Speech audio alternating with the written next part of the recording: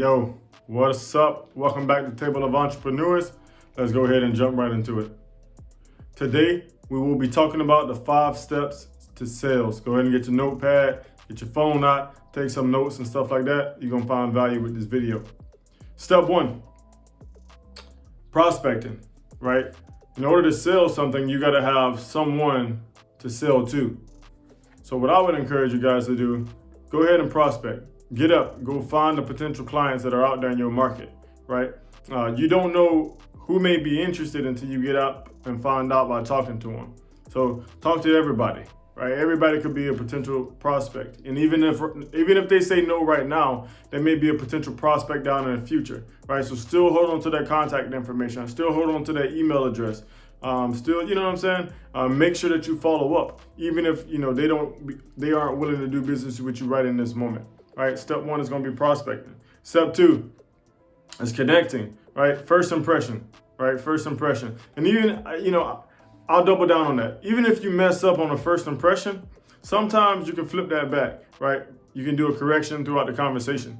But the first impression is going to be the biggest thing. They say you got about 15 seconds, 10 to 15 seconds for a person to know if they really want to engage in conversation with you or have a relationship with you. So bring your A game, right? A lot of times what I like to do, if you see something that somebody is wearing, maybe a jersey or a certain type of outfit, purse, shoes, whatever it is, hat, find something that you can give a compliment on first. Right? Once you find that compliment, what you're doing at this point is you're trying to build mutual ground. Once you build that mutual ground, a person may be a little bit more willing to have a conversation with you, right? Because now you guys share something in common, right? Start building that rapport. First impression is going to be the biggest thing. Make sure you smile, right? You don't want to be walking up to people all frown faced, looking like you angry at the world or whatever, because now people don't know how to take you. So make sure when you're going out and you're doing your connection process, make sure that you're approachable. Step 3. Qualifying. I think this has to be one of the most important steps in the sales process. Qualifying. You want to make sure that you follow this little acronym that I'm about to give you to ensure that you're taking the proper steps. That acronym is going to be BANT. B-A-N-T. BANT. The first one is going to be budgeting. Make sure that the people that you're talking to can afford what you're selling. Right? Because if they can't afford what you're selling, they can want it all day. But what good would that do? Right? And I don't mean, hey, walk up to them and say, hey man, how much you got in your pocket? How much you got in your bank? I'm trying to sell this to you. You feel me? What you got? You got enough to get this? No, I'm not really saying that. But kind of figure it out. Kind of weigh the options. Depends on what you're selling, right? Different techniques that you'll use. So for some of you guys that are in real estate and you're realtors, there's a process that you can go through as far as budgeting on that, right? Talk to them and see if they got pre-approved. Right? Even you guys at car dealerships, see if they got pre-approved. Or if they're not pre-approved, see if they can get approved at the dealership, right? Get a pre-approval or something like that. Budgeting is going to be a really important factor because, again, they can want it all day, but if they can't afford it, then they can't get it. Second thing is going to be authority. Make sure you're talking to the person that can give you the answer, right?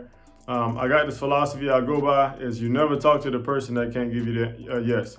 Right? A lot of times, most people work for somebody. So if I come to an employee, and this is no offense, I'm not talking down on anybody out there, so let me get that down first. But if I'm talking to an employee and I'm asking for a certain thing, and that employee says, oh no, we can't do that. I don't need to really be talking to you, right? Let me talk to the supervisor. Let me talk to the manager, right? You keep walking it up, right? Never take a no from somebody who can't tell you yes. The next thing is a need.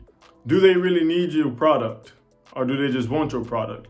Or maybe they need your product and don't know they need your product. So can you find that need for them? Can you find that value for them? And then be able to help them see why they may need or have value with your product, right? You have to provide that to your clients, your prospects, because they may not always get it. They may not always be open to the idea of that initially. So sometimes you got to help share that information and help them see how this could be a benefit in their life. What's the with them? What's in it for them? The next thing is timing, right? Like I said earlier, a no right now doesn't mean a no forever. Timing is really important. I may come to them right now, I may pitch the deal, and it may be a rejection, right? But why is this time not a good time as opposed to another time being a good time? Maybe right now they're not in a financial situation that they could benefit from to get your product, Maybe they really want it. Maybe they need to wait 3 to 6 months down the road. Maybe they're trying to rebuild their credit, right? There's a whole bunch of factors that can go into that. That's why I said the follow-up is very important. Even if you don't get it right now, right? Don't try to shoot for the sale and get it closed immediately on the spot. Take the time to build those relationships. Take the time to follow up, right? The sale after the sale is the most important part of sales. Demonstrating value, like I just said. Make sure you give them value, right?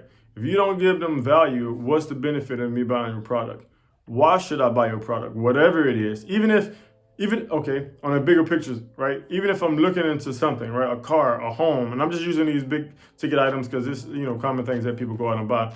Why do I need you to be my salesperson, right? Why do I need you to be my salesperson? So in the last intro to sales video that we talked about, I talked about selling yourself before selling a product. People will buy into you by having that great relationship, by having that great smile, by having that great personality, right? Being open, being approachable, being somebody that's easy to talk to, being a person that truly listens to what the prospect is asking for, what the client is asking for, what the customer is asking for, right? Being attentive in the conversation, not listening with an answer back, but listening to truly understand what they're saying so you can be able to provide them the value that they're looking for.